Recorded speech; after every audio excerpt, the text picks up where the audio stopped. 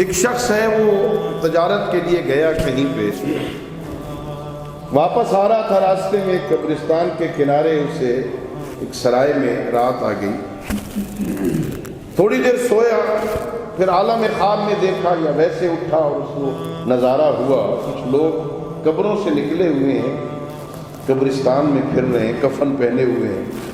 یہ پہلے تو تھوڑا ڈرا، پھر اپنے آپ کو سنبھالا، آگے بڑھا، ادھر سے ایک پھول آتا ہے، وہ بندہ پکڑ کے اسے اپنی قبر میں ڈال دیتا ہے، ادھر سے ایک اور پھول آتا ہے، دوسرا بندہ اسے پکڑ کے اپنی قبر میں ڈال دیتا ہے۔ ایک بندہ بے نیاز اس قبرستان میں چل رہا ہے، وہ کوئی پھول پکڑ کے اپنی قبر میں نہیں ڈالتا، یہ اس کے پاس پہنچتا ہے، اس سے پوچھتا ہے تجھے پھولوں کی ضرورت نہیں؟ اس نے کہا وقت تمام ہو گیا ہے، واپسی کا اعلان ہو گیا، تو آ میری قبر کے قریب، میں تجھے دکھاؤں۔ وہ قبر کے قریب پہنچے تو دیکھا اس کی قبر پہلے ہی پھولوں سے بھری ہوئی ہے۔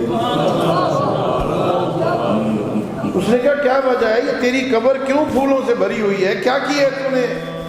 کہا میرے پاس وقت نہیں ہے، اب ہم لحد میں اتر رہے ہیں، قبریں بند ہو رہی ہیں، وقت نہیں ہے، یہ صبح ہو، یہ شہر ہے قریب، وہاں جانا، فلاں جگہ پر میرے بیٹے کی قبر ہے، میرے بیٹے کی دکان ہے، اس سے پوچھ لینا، وہ تجھے بتائے گا میری قبر پھولوں سے کیوں بھری ہوئی ہے۔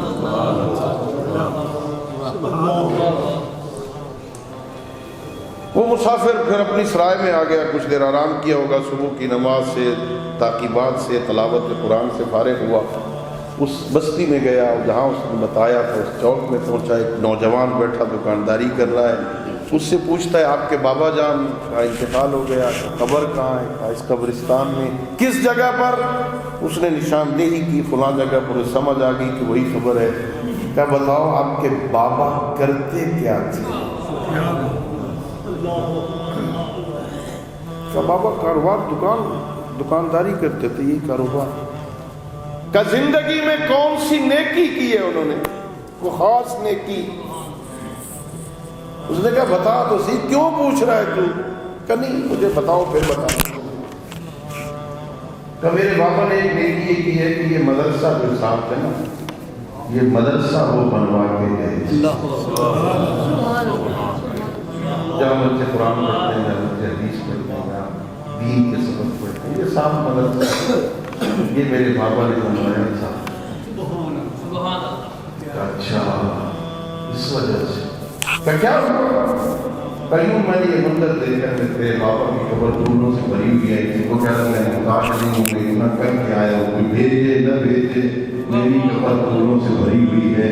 اس ایک مدرسہ کی وجہ سے جو بچے قرآن پڑھتے ہیں، جو بچے نماز پڑھتے ہیں، جو بچے دین سیکھتے ہیں، اس کی قبر پر اس کا ثواب پہنچتا ہے۔ اب ذرا سوچئے اگر کوئی یہ چھوٹا سا مدرسہ بنا کے گیا ہو، اس کا اجر یہ ہے تو جن کی زندگی